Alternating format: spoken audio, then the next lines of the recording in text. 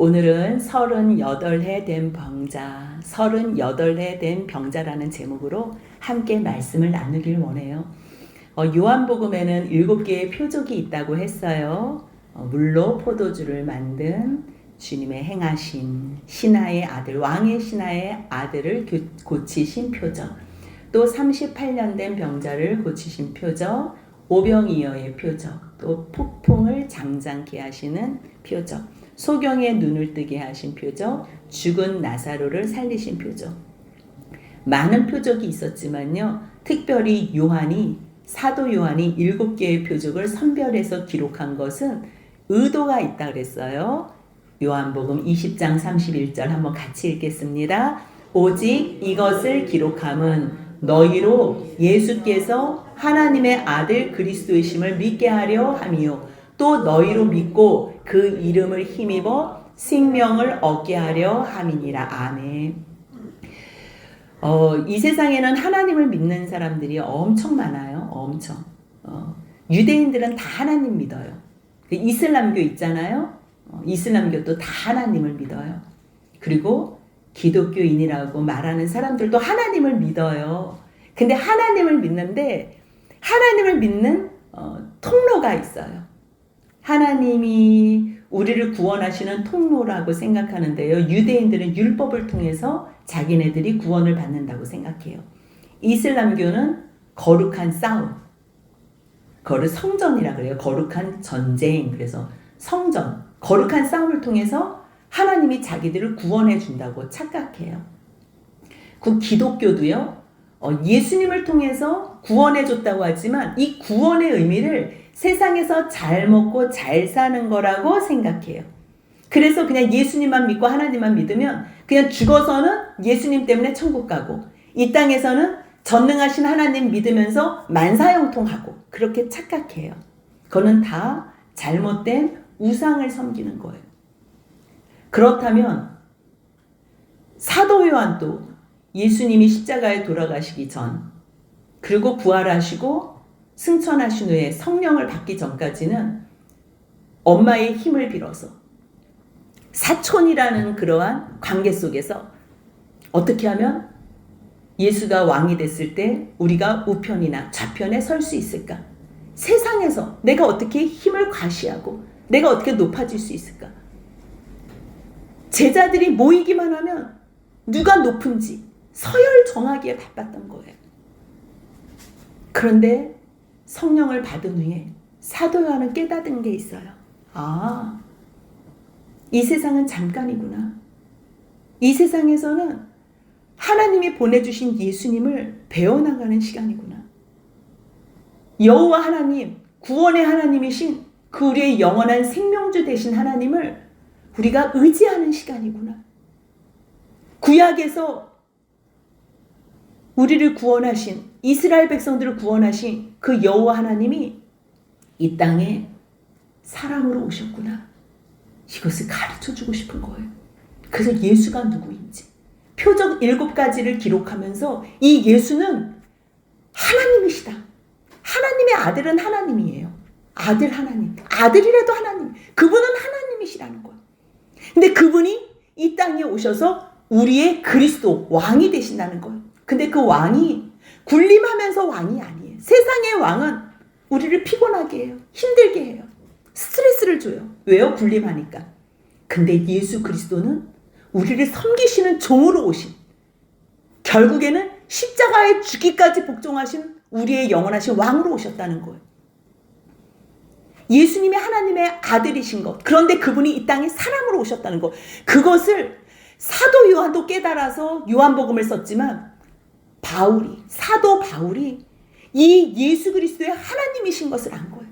근데 이 예수께서 하나님이신 것을 다 내려놓으시고 하나님 100, 사람 100으로 그렇게 이 땅에 오신 것이 아니라 100% 하나님이신 그분이 완전히 하나님이신 것을 내려놓으시고 이 땅에 사람의 몸으로만 오셨다는 것을 깨달은 후에 빌립보서 2장 6절로 10절까지 자기가 하나님 앞에서 깨달은 말씀을 찬양하며 기록했어요. 2장 6절 보니까요, 그는 근본 하나님의 본체래요. 본체가 뭐야? 하나님이시라는 거예요. 하나님과 동등되셨다는 거예요. 그런데 동등됨으로 취할 것을 여기지 않으셨대요. 오히려 자기를 비워서 하나님 말씀 앞에 순복하시기 위하여 완전히 자기를 비워 하나님이신 것을 비워서 종의 형체로 사람같이 되셨어요. 하나님이시면서 동시에 사람인 게 아니고요. 하나님이신 그분이 완전히 그것을 내려놓으시고 이게 놀라운 비밀이에요. 사람들은요, 내가 왕자야. 근데 잠깐 내가 조금 가난한 행세를 하고 싶어. 그러면 나 왕자거든? 기분 나쁠 때만. 아니, 내가 대통령 아들이야. 잠깐 세상을 구경하고 싶었어. 근데 나왔어. 근데 자기를 못 알아줘. 그럼 나 대통령 아들이거든? 드러내는 거예요. 왜요? 자기 과시, 자기 인정. 조금 또 손해보지 않기 위해서.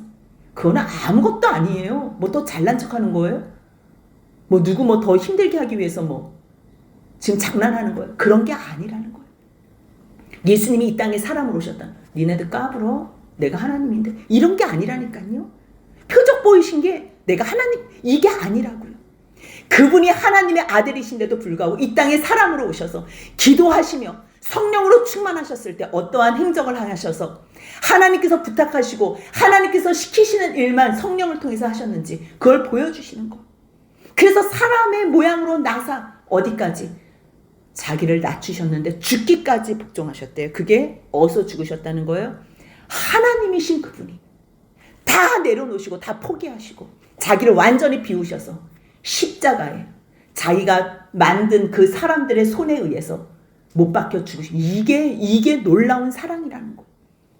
왜요? 하나님께서 그것을 기뻐하셨기 때문에. 하나님께서 그 일로 말미암아 인생들을 구원할 수 있다고 하셨기 때문에. 그래서 자기를 비워 십자가에 죽으신 그 일로 말미암아 하나님께서는 예수를 다시 지극히 높여주셨어요. 지극히 높여주셨어요. 그래서 모든 이름 위에 뛰어난 이름을 주셨어요. 하늘에 있는 자, 땅에 있는 자, 땅 아래에 있는 모든 자들이 그 예수의 이름에 무릎을 꿇게 하시는 거예요. 그래서 그분이 원래는 하나님의 명령에 순복하고자 자기를 비워 십자가에 죽으셨지만 순종하심으로 하나가 되셨어요. 여러분 이거에 대한 비밀을 아셔야 돼요. 구분이 되었을 때 누군가에게 명령을 해요. 명령을 한다는 거는 누가 누구에게 일을 맡겼다는 거는요. 내가 나에게 이러는 거는 아니에요. 누군가가 누구에게 일을 맡겼다는 거는 분리가 돼요. 위가 달라요. 하지만 그분께서 아버지의 계명에 온전히 복종하심으로 말미암아 순종하심으로 말미암아 그 안에서 하나가 됐다는 것. 그래서 이 이름에 모든 피조세계가 무릎을 꿇게 하셨다는 것. 그 이름이 바로 예수 그리스도. 그분이 이제 온전한 하나님의 영광 가운데 하나가 되셨다는 거예요. 그래서 사도 요한은 이 이야기를 가르쳐주기 위해서 예수가 하나님의 아들이십니까? 그분이 우리의 영원한 왕 그리스도이신가? 그리고 그분의 이름 예수 그 이름만 힘입으면 우리가 영원한 생명을 누리게 한다는 거예요. 그 말씀을 요한복음 1장, 2장, 3장에서 예수가 하나님 되심, 예수가 구원주 되심, 예수가 죽어야지만 성령이 오셔서 니고데모가 그렇게 궁금해하는 하나님 나라를 어떻게 갈 수 있는지, 하나님 나라를 어떻게 볼 수 있는지 오직 예수가 죽어야지만 성령으로 말미암아 거듭난다는 이 비밀을 가르쳐 준 거예요. 그런 후에 성부, 성자, 성령께서 사람을 향해서 왜 이렇게 큰 일을 행하시나? 사람과 하나가 되기 위해서 사람으로 말미암아 예배를 받으시고 영원히 그 예배 가운데 함께 하시기 위해서. 그래서 4장에서는요 사마리아 여자에게 예배를 가르쳐 주세요. 니고데모는요 밤중에 찾아와요. 유대인의 지도자요 선생이에요. 자기가 궁금한 것을 찾아왔을 때 이해는 안 갔지만 그 후에 변화가 있었어요. 예수님의 말씀, 오직 예수님의 말씀은 우리를 변화시킨다는 거예요. 그렇다면 4장의 사마리아 여인은, 이 여인은요 예수님을 알지도 못해요. 그런데 예배를 사모하고 내가 어떻게 하면 하나님께 예배를 드릴 수 있지? 그 중심을 아시는 주님께서요 예배를 사모하는 자들을 찾아다니신다는 거예요. 그래서 사마리아 여자를 만나서 예배가 무엇인지를 가르쳐 줬어요. 그렇다면 우리는 거듭남의 비밀도 몰라. 우리는 예배를 사모하지도 못해. 저희 같은 사람들은 어떻게 거듭날 수 있고 어떻게 예배 드릴 수 있겠습니까? 질문할 때 주님께서는 걱정하지 마. 그래서 내가 인생 가운데는 모든 자에게 문제를 줬어. 자기들이 스스로 해결할 수 없는 문제. 오직 하나님께 나왔을 때만 찾을 수 있는 문제. 오직 예수 그리스도로 말미암아 죄의 문제가 해결됐을 때 주시는 평강의 문제. 이 문제. 그래서요, 왕의 신하의 아들의 생명을 고치는. 지난 시간에 우리가 같이 나눴어요. 믿지도 못해요. 이 사람은 믿음도 없어요. 하지만 그 예수님께서 말씀하셨을 때 포도주도요, 물이 변하여 포도주되 언제요? 떠다 줘라 했을 때, 예수님께서 말씀하실 때 물이 변하여 포도주가 된 것처럼 예수님이 말씀하실 때 왕의 신하의 아들이 살아났다는 거예요. 그렇다면 오늘은요, 5장에서 38해 된 병자를 고치시는 말씀이에요. 지난 시간에는 왕의 신하가 예수님께 찾아와요. 소문을 들어요. 찾아왔어요. 같이 좀 가달라 그래요. 근데 주님이 가시지도 않고 말씀으로만 선포했을 때 그 연약한 왕의 신하가 믿어요. 아멘, 아멘. 그래서 믿고 가요. 찾아온 자, 주님은 그 중심을 아시기 때문에 고쳐주세요. 주님은 늘 우리를 고쳐주시기를 원하세요. 근데 오늘 5장에 나온 이 베데스다 연못가에 있는 38해 된 병자, 38년 된 병자는요, 예수가 누군지도 몰라요. 주님 앞에 나올 상황도 안 돼요. 환경도 안 돼요. 니고데모는 뭔가 알았기 때문에 나왔어요. 사마리아 여인은 예배에 관심이 있었기 때문에 예수님에게 예배라고 또 얘기를 했어요. 왕의 신하 소문이라도 들었다니까요. 근데 38년 된 병자는 소문도 못 들었어요. 아무것도 몰라요. 오늘 배경이 어때요? 5장 1절 보니까요. 그 후에 유대인의 명절이 되어 예수께서 예루살렘에 올라가시니라. 6월절이면 6월절, 77절이면 77절, 뭐 장막절이면 초막절이면 주님께서는 그 명절이 어떤 명절인지 말씀을 하세요. 근데 5장에서는 그게 중요하지 않아요. 유대인의 명절이 중요해요. 누구는 4장에서 그런 말씀하셨잖아요. 넉 달 후가 되어야 추수할 때가 됐다. 그래서 그때부터 또 다음 6월절까지 불임절이구나 그렇게 해석하는 학자들도 있어요. 그게 중요하지 않아. 어떤 절기든 상관없어요. 지금 사도 요한이 말씀하고 싶은 거는요, 유대인의 명절, 유다 무엇을 얘기하고 싶어요? 구원받은 자, 여호와를 찬양하라. 여호와를 찬양하는 자들. 여호와는 누가 찬양해? 여호와 구원받은 자들이 찬양하는 것. 그 구원받은 사람들의 명절이에요. 구원받은 사람들의 명절. 배경은 어디예요? 예루살렘이에요. 예수님께서 예루살렘에 올라가시는데 그 예루살렘 샬롬, 평강의 도시, 평강의 성, 거기에 양문이 있어요. 양문은요, 제사 드릴 때 양이 들어가는 문이에요. 저희 그림에서 왼쪽이 예루살렘 성전이고요. 그리고 작게 양의 문이 있고요. 이 가운데 베데스다 연못을 이렇게 그려놨어요. 베데스다의 뜻이 뭐냐면요, 은혜의 집, 자비의 집. 벳 헤세드. 그런데요, 베데스다의 이 연못에서 자비의 집, 은혜의 집인데요, 여기에 자비와 은혜가 잃어버린 사람들이 모였어요. 예루살렘 평강의 도시, 양문, 하나님께 제사로 들어가는, 제사를 드리는 그 양의 문이 들어가는 그곳인데, 아무리 은혜의 집이고 자비의 집이라고 해도요, 이곳에 아픈 사람들만 모인 거예요. 5장 3절 같이 한번 읽습니다. 그 안에 많은 병자, 맹인, 다리 저는 사람, 혈기 마른 사람들이 누워 물의 움직임을 기다리니. 왜 기다린대요? 자비의 집에서, 은혜의 집에서 뭘 기다리는 거예요? 구원받은 사람들이 지금 뭘 기다리는 거예요? 병자가, 맹인이, 다리 저는 사람이, 혈기 마른 사람이 구원을 찬양하지 못해요? 구원에 감사하지 못해요? 근데 이 사람들은 구원의 감격을 잃어버린 거예요. 자기들의 현실만 보고 나는 왜 이 모양인가? 나는 왜 눈이 안 보이나? 나는 왜 다리가 저려서 나는 못 움직이나?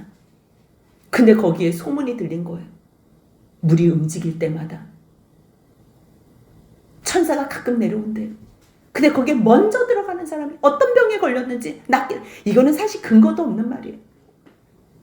성경학자들은 여기에 저수지에 가본 사람들은 그래서 위쪽 물하고 하수를 이렇게 열면 그때 잠깐 물의 움직임이 있대요. 쇠물이 조금 들어온다는 거, 쇠물에 몸을 씻어서 막 낫는 수도 있지요. 근데 봐봐요. 은혜가 뭐예요? 대가 없이 주시는 게 은혜예요. 자비가 뭐예요? 그 혜택을 누릴 수 없는 사람들, 용서받지 못하는 사람들, 혜택을 누릴 수 없는, 아무 자격이 없는 사람에게 모든 용서와 혜택과 은혜를 퍼부어 주신 거, 그걸 자비라고 하는 거예요. 그런데 이 사람들은요, 베데스다에 누워서 아무런 은혜도 자비도 느끼지 못해요. 아니, 물이 동할 때는요, 더 난장판이 된다니까요. 제일 먼저 들어가는 사람. 이거는 은혜가 아니에요. 세상보다도 무서운 곳이에요. 왜 주님께서는 38년 된 병자를 왜 이러한 설명을, 배경을 두면서 이야기할까요? 니네들은 구원을 받았음에도 불구하고 거기에 감사할 수 없는 너희들. 아니, 날마다 은혜의 집, 은혜의 집, 자비의 집, 그곳에 있으면서도 은혜가 뭔지 자비가 뭔지 너희들은 구하지도 않는 자들이라는 거예요. 감사할 수도 없는 자들이라는 거예요. 거기서 싸움으로, 힘으로, 아니 남을 이겨야지만 내가 살 수 있는 세상보다 더 치열한 전쟁터, 그곳의 현장을 가르쳐 주는 거예요. 이 병자에 대해서는요, 아무 설명이 없어요. 그냥 오직 38해 된 병자. 성경에는 38년 된 병자라는 이 숫자가 굉장한 의미가 있어요. 신명기 2장 14절 상반절을 보면요, 가데스 바나에서 떠나 세레 시내를 건너기까지 38년이 걸려서 38년. 그럼 하나님께서 처음부터 이스라엘 백성들을 구원할 때 40년을 계획하셨나? 절대 아니에요. 절대 아니에요. 주님께서는 이스라엘 백성들을 애굽에서 구해내실 때요, 출애굽기 12장 41절을 보면 얼마나 기대하셨는지 몰라요. 이들을 여호와의 군대라고 얘기를 했어요. 여호와의 군대. 아니, 오합지졸이라 한 번도 전쟁을 싸워본 적이 없어요. 430년 동안 애굽에 종살이만 했던 이스라엘 백성들인데 이들을 보면서 뭐라고 얘기해요? 여호와의 군대라고 얘기를 해요. 그래서 내가 너희들을 애굽 땅에서 인도해냈으니 너희들은 이 유월절을 대대로 지켜라. 그래서 나오면서 주님께서는 유월절 예수 그리스도의 어린 양의 피를 주님의 구원으로 인도해 주신 거예요. 그래서 구원 받았잖아요. 그럼 구원 받았으면 그냥 내버려둬요? 주님께서 구원하시고서 니네들 그냥 마음대로 살아라? 아니라니까요. 구원하시고 나서 목적지가 있어요. 목적지. 그 목적지가 약속의 땅, 여호와의 이름을 두시려고 주님께서 주시기로 말씀하신 땅, 가나안 땅이라는 것. 그곳에 하나님의 아들 예수 그리스도가 이 땅에 오실 그곳이고 주님께서 그곳에서 십자가에 죽으실 그곳이었기 때문에 특별히 예루살렘, 주님께서는 그곳에 평화의 도시라고 이름을 지으면서 그곳에 내 이름을 두시겠다고 약속하신 거예요. 그러기 때문에 구원하셨으면 마지막 종착역까지 하나님은 이미 벌써 다 계획되어 있어요. 주님은 이미 벌써 다 세팅해 두셨어요. 어떻게 하기만 하면 돼요? 하나님의 약속과 말씀 듣고 쫓아오기만 하면 돼요. 순종하기만 하면 돼요. 올라가라. 두려워하지 마. 주저하지 마. 그런데 뭐라 그래요? 우리 무서운데 한 번만 정탐 좀 하고 올게요. 그 말씀이 신명기 1장 21절 22절에 나와요. 이거는 회고하면서 기록한 거예요. 원래는요, 민수기 13장에서는요 그 하나님이 정하신 뜻같이 그래 너희 정탐하고 와 그런 것 같아요. 근데 다시 회고해 볼 때 뭐라 그래요? 니네들 그때 그냥 올라가라 그랬는데 안 올라가겠다고 주저했잖아.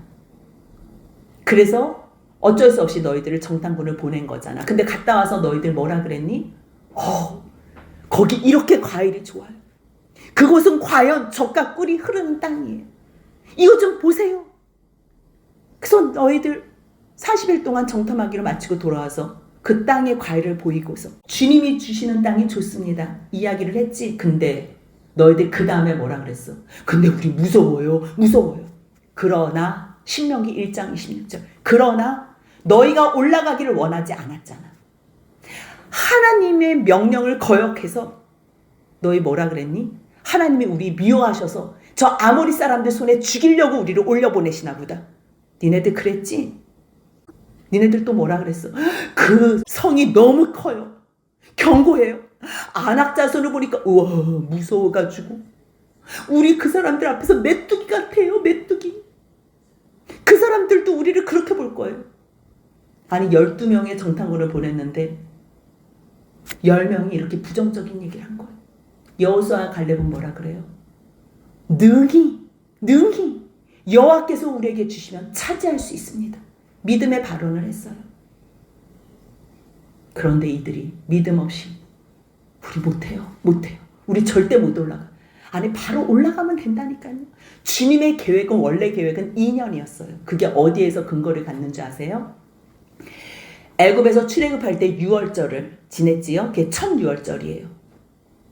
어린 양의 피를 문설주와 인방에 바르고 그 안에서 주님께서 말씀하신 대로 양을 구워 먹고 급하게 먹고 나오면 되는 거였어요. 그게 첫 번째 유월절. 무슨 얘기예요? 너희들이 죄악의 땅에서 애굽의 땅에서 나오는 것도 예수 그리스도의 보혈로만 어린 양의 보혈로만 가능한 것이다. 그리고 나서 유월절을 또 한 번 지켰어요. 그게요. 출애굽기 40장에 하나님 앞에 성막을 완전히 다 올려드리고 그리고 나서 민수기에서 유월절을 지켜요. 출애굽기에서 40장에서 성막을 지었는데요. 이 성막을 짓고 나서 14일 동안 이 내용이 얼마나 길었는지 레위기 내용이 다 있고요. 그리고 민수기 9장까지 내용이 다 있는 거예요. 그래서 그때 두 번째 유월절을 지켜요. 두 번째 유월절. 주님은요. 애굽에서 구원한 것도 예수 그리스도의 어린 양의 피로 구원하고 너희들이 성막을 지어서 하나님 앞에 예배로 나오는 것도 예수 그리스도의 보혈로 나오고 그리고 너희들이 가나안에 입성하는 것도 가나안에 들어가서 여호수아 5장 10절에 유월절 예배를 드려요. 그렇다면 하나님의 계획은 뭐예요? 애굽에서 출애굽할 때도 너희들이 죄에서 구원하는 것도 예수 피 너희들이 성막을 완성하고 하나님께 예배로 나오는 것도 예수 피 너희들이 천국에 입성하는 것도 예수 피 하나님은요 온통 이 땅의 모든 일들을 모형을 통해서 우리에게 가르쳐주고 싶은 거예요.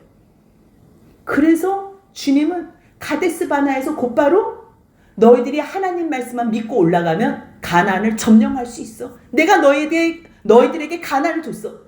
그러면 너희들은 나만 믿고 유월절 주님 앞에 드린 후에 이제 싸우면 돼. 그러면 우리는 38년을 버는 거예요. 그런데 이 사람들이 어떻게 했어요? 우리 가데스 바네아에서 정탐한다면 절대 못 올라가. 절대. 그래서요 38년 이야기는 성경에 기록도 많이 없어요. 거의 없어요. 내용이. 38년을 쓸 얘기가 없다니까요. 왜요? 계속 똑같은 거 뺑뺑이 도는 거예요. 의미가 없어요. 그거는요 헛수고하는 시간이고요. 헛고생하는 시간이고요. 낭비하는 시간이에요. 죄된 시간이에요. 하나님 믿지 못하는 시간이에요. 결국 그러다가 그 사람들은 그곳에서 멸망당해서 물론 하나님 앞에 회개하면서 나이가 너무 많아서 죽은 사람들은 구원을 받았겠지요. 모세 같은 사람들, 아론 같은 사람들 구원 받았겠지요.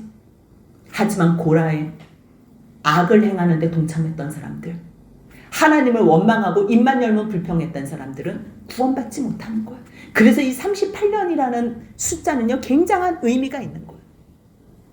아무리 38년 그래도요 결국 신명기 2장 14절에서 뭐라 그래요? 이때에는 그 시대의 모든 군인들이 처음에는 여호와의 군대라고 나왔는데요. 38년 동안 하나님께서 기회를 주셨음에도 불구하고 계속 반역하고 거역하고 불순종하다가 끝내는 여호와께서 그들에게 맹세하신 대로 진영 중에서 다 멸망하였나니. 여러분들 아무리 하나님께서 구원하셔도요 사람이 이끌어져야 돼요. 순종을 해야지 구원함을 끝까지 이룰 수 있는 거예요. 하나님께서 구원하셔서 광야에서 하나님 의지하게 하고 마지막에 약속의 땅에 주시기로 약속하셨는데 그걸 안 믿어. 안 믿는 사람들은 멸망당하는 거야. 주님이 맹세하셨대잖아요. 나 너희들 구원했지만 너희들이 내 말 순종하네? 그럼 어쩔 수 없네. 너희들은 멸망당하는 거야. 그래서 38년의 의미가 있는 거예요. 이 의미가. 오늘 이 베데스다 연못에 있었던 38년 된 병자는요. 아무런 소망이 없어요. 아무런 소망이. 그냥 38년 된 병자일 뿐이에요. 근데 주님께서 보셨는데 병이 오랜 줄 아신 거예요. 아니 이 사람이 찾아간 게 아니라니까요. 주님께서 유대인의 명절에 올라가신 거예요. 근데 이 사람이 있었던 거예요. 가서 물어보세요. 너가 낫고자 하느냐? 근데 병자가 뭐라 그래요? 네, 낫고자 합니다. 이러면 되잖아요. 근데 뭐라 그래? 같이 한번 있습니다. 7절입니다. 병자가 대답하되 주여 물이 움직일 때에 나를 못에 넣어주는 사람이 없어 내가 가는 동안에 다른 사람이 먼저 내려가나이다. 주님은요 수준대로 대화를 하세요. 수준대로. 그 사람의 심정을 알기 때문에. 어떤 사람은 단답형으로도 물어보고 대답해요. 어떤 사람들은 사지선다형으로도 대답해요. 어떤 사람들은 주관식으로도 물어볼 수 있어요. 근데 이 사람한테는요 그냥 OX예요. 어려운 것도 아니에요. 너 병 있는데 지금 38년 동안 아프다니까요. 너 낫고자 하니? 그럼 어떻게 대답하면 돼요? 네, 아니요. 둘 중에 하나로 대답. 가장 쉬운 질문 하셨어요. 머릿속에 생각할 것도 없어요. 근데 이 사람 대답이 뭐라 그래요? 딴소리를 한다니까요. 아니 낫고 싶으면 네 하든지 안 낫고 싶으면 아니요 하든지 둘 중에 하나를 대답해야 되는데 딴소리를 해요. 왜 쓸데없는 말을 하는지 몰라. 이 사람은 그 대답도 할 줄 모르는 거예요. 주님 물이 움직일 때 나를 못에 넣어주는 사람이 없어. 내가 가는 동안 다른 사람이 먼저 내려가는 거야. 나 지금 속상해 죽겠어요. 내 감정이 중요한 거야. 아니 은혜의 연못에 있다니까요. 은혜의 집, 자비의 집에 있는데 여호와 구원의 하나님을 찬양하러 가는 그 길목에서 가지도 못해요. 예배도 못 드려요. 양의 문이 들어가는 그곳에 구경만 하고 있어요. 그 양으로 제사도 못 드리는 이 불쌍한 사람. 딴소리하는 사람. 참 주님은요 그 사람 수준에 맞춰서 주님을 찾지 않아도 친히 찾아와 주세요. 왜요? 그 사람은 주님을 찾아올 수가 없기 때문에. 주님의 소문을 들을 수도 없기 때문에. 질문을 해도 제대로 된 예, 아니요 대답도 못하는 그러한 연약한 사람이라는 걸 알기 때문에 주님은 낫게 하신다니까요.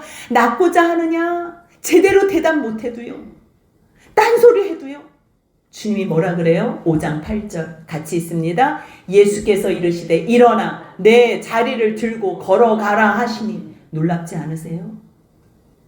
그가 그 사람이요. 정말 곧 나아서 자리를 들고 걸어가요. 주님은 병 고쳐주는 건 너무 쉬워요. 병 고쳐주는 거. 근데 이 병 고쳐주시는 주님이 우리의 죄의 문제를 해결해 주셨다는 것을 믿어야 돼. 거기까지 가야 돼. 왜 38년 동안 병을 들었을까요? 이 사람은 처음에는 멀쩡했을 거예요. 근데 다른 이야기를 쓸 가치가 없었어요. 그냥 38년 동안 어떤 죄로 말미암아 똑같아요. 불순종이에요. 불순종으로 말미암아 38년 동안 지금 이 고생을 한다는 거예요. 근데 주님께서는 이 병은 고쳐줬어요. 병은 고쳐줬어요. 근데 이 병 나은 사람이 예수가 누군지도 몰라요. 근데 이 날이 또 안식일이네. 그러니까 주변에 있는 사람들이 유대인들이 잠깐만 너 안식일인데 너 지금 자리를 들고 올라간다. 해도 너무하지. 지금 38년 동안 꼼짝을 못하고 그 물이 동할 때 움직이면 굴러가든지 어떻게 하든지 막 움직여서 갔다가 자기보다 더 빨리 들어간 사람이 있겠지. 세상보다 더 무서운 치열한 전쟁이 있었을 거예요. 누가 제일 먼저 들어갔겠어요? 제일 멀쩡한 사람, 제일 건강한 사람이 먼저 들어갔을 거예요. 그가 낫는지 안 낫는지도 솔직히 몰라요. 뭐 아픈 사람이 들어가야지 낫는 걸 알지요. 건강한 사람이 그 욕심 때문에 빨리 들어가니까 더 기분에 난 것 같은 거예요. 은혜의 자리지만 은혜의 자리가 아니고 자비의 집이라지만 자비의 집이 아니고 정말 저주와 전쟁의 집 같은 그곳에서 주님이 오셨을 때 비로소 그곳이 은혜의 집이 될 수 있고 예수님을 만났을 때 비로소 그곳이 자비의 집이 될 수 있는 거예요. 몰라요. 교회를 나와도 뭐 때문에 오는지 모른다니까요. 돈 생기는 줄 알고 와요. 건강 생기는 줄 알고 와요. 물론 하나님께서 물질도 주실 수 있고 건강도 주실 수 있고 이거는 어렵지 않아요. 근데 이것 주면 또 도망가고 또 세상을 향해서 가니까 주님께서 가지마 나 하고 있잖아. 내가 뭐 정말 좋은 영원한 영생 줄게. 그래서 주님께서 붙잡아 두시는 거예요. 근데 그것도 모르고 이들은 오직 병 낫는 것만 혈안이 돼 있다가 근데 정말 주님의 은혜로 병이 나았네요. 그러면 어떻게 해야 돼요? 주변의 사람들이 함께 기뻐해야 되는데 거기는 이미 은혜가 없는 곳이 되니까요. 자비가 없는 곳이 되니까요. 예수님이 안 계신 곳, 예수님을 마음에 모시지 않은 사람들의 모임은요, 배 아파해요. 너 왜 안식일인데 왜 너 자리 들고서 걷니? 너 대답해봐. 너 옳지 않잖아. 그러니까 뭐라 그래요? 나를 낫게 한 그가 자리를 들고 일어나서 걸으라 그래서 나 걸은 건데요. 너 일어나라 그래. 너 누구야? 나 몰라요. 모른다니까요. 놀랍지 않으세요? 주님은 너무 연약한 사람에게는요, 찾을 수도 없는 사람에게 주님이 찾아오세요. 꿈으로도 찾아오시고요, 사람을 붙여서라도 찾아가게 하세요. 그런 후에는 딴소리 해도 주님은 낫게 해주세요. 예수가 지금 누군지도 모른다니까요. 근데도 낫게 해주세요. 그런데 그 다음에 이 사람이 난 다음에 어디 갔는 줄 아세요? 성전에 갔어요. 성전에. 5장 14절 같이 있습니다. 그 후에 예수께서 성전에서 그 사람을 만나 이르시되 보라 내가 나았으니 더 심한 것이 생기지 않게 다시는 죄를 범하지 말라 하시니 왜 이 말씀을 하셨을까요? 죄를 지었기 때문에. 물론 모든 사람들은 다 죄를 지어요. 근데 주님께서요, 어느 시점에 그 죄를 깨닫게 해주실 때가 있어요. 그러면 멈춰야 돼요. 우리가 모르고 죄 지을 때는 이게 죄인지도 몰라요. 태어날 때부터 우리 집에 우상이 있었어. 저 원래 있는 줄 안다니까요. 근데 말씀을 보면 저게 우상이라는 걸 알고 내가 나를 위해서 살면 안 되는구나. 하나님이 이미 벌써 나를 위해서 모든 것을 다 해주셨구나. 하나님이 나를 위해서 해주신 게 너무너무 충만하고 충분한데 내가 나한테 뭘 또 다 나를 위해서 칠해? 그러면요 똥칠하는 거예요. 그 칠 때문에 망가지는 거예요. 하나님의 작품을 손상시키는 거예요. 그래서 내가 나를 위해서는 살면 안 돼요. 주님이 나를 위해서 해주신 걸로 충분해요. 우리들은 누구만을 위해서 하나 드리는 거예요? 주님을 위해서. 그래서 주님께서 옆에 있는 형제 좀 도와줘. 네. 그래서 옆에 있는 형제들을 위해서 섬기면 섬길수록 주님께서는 우리들을 지극히 높여주시는 거예요. 하나님께서 그 아들 예수를 지극히 높여주셨던 것처럼 자기를 비워 십자가에 죽으셨을 때 온전한 순종으로 복종하셨을 때 지극히 높여주신 것처럼 우리가 우리를 위해서 살지 않고 주님이 부탁하시는 사람에게 가서 사랑하고 섬기고 도와주면요, 순종하면 그 순복함으로 주님이 우리 안에서 지극히 하나님과 동등되게 된다. 하나님과 하나가 되게 하는 거. 그래서 주님께서 부탁하세요. 너 나았지? 그러면 이제 죄 짓지 않으면 좋겠다. 너무 감사하지 않아요? 이 모습이 우리의 모습이에요. 이 모습이. 때로는요 우리가 찾지도 못해요. 어떻게 찾아야 될지도 몰라요. 그래서 꿈으로도 나타나신다니까. 우리 성도님 중에 그런 분 있잖아요. 교회에 오시기 한두 달 정도에 주님이 꿈에서 나타나셨대. 그냥 끌려오는 거예요. 아니 믿음이 있지도 않대. 질문해도 그 질문이 무슨 말인지도 못 알아듣는다니까요. 근데 주님께서 회복해 주시는 거예요. 회복해 주니까 감사한 거예요. 주님이 누군지도 몰라요. 어리버리해요. 이미 벌써 38년이 넘었어요. 그런데도 주님이 나와서 내가 너의 모든 죄를 용서해줬어. 용서해줬어. 이제 너가 나았으니 이제 믿어. 너가 나았으니 더 심한 것이 생기지 않게 다시는 죄를 범하지 마. 어떨 때는 우리의 병으로 말미암아 하나님께서 영광을 받으실 때가 있어요. 근데 주님께서는요 우리의 죄를 끊으라고 때로는 병을 주실 때도 있어요. 또는요 너 나를 찾아. 제발 나를 찾아. 너가 나에게 진심으로 구하기만 한다면 내가 너를 고쳐줄게. 주님께서 그렇게 말씀하셔요. 38년 된 병자가 성전에서 예배를 드리는 사람으로 변화가 됐다는 거예요. 이 사람이 건강한 모습으로 다 다른 세상을 향해서 가지 않고 자기를 살려준 하나님 앞에 예배드리고 싶어서 왔을 때 그곳에서 다시 예수를 만나요. 예수. 그래서 예배 시간에 하나님 앞에 나왔을 때 내 죄를 다시 보게 되는 거예요. 그리고 예수로 말미암아 이제부터 내가 죄를 짓지 않아야 되겠다 결심이 생긴 거예요. 그런 후에 뭐라고 유대인들에게 고백하는 줄 아세요? 15절 같이 읽겠습니다. 그 사람이 유대인들에게 가서 자기를 고친 이는 예수라 하니라. 아멘. 물론 이 일로 말미암아 예수님께서 그 다음부터 유대인들에게 박해를 받으세요. 근데 괜찮아요. 괜찮아요. 우리가 예수를 증거할 수 있는 사람, 그게 가장 복된 사람이에요. 다 아는 사람이 딴짓하면 안 돼요.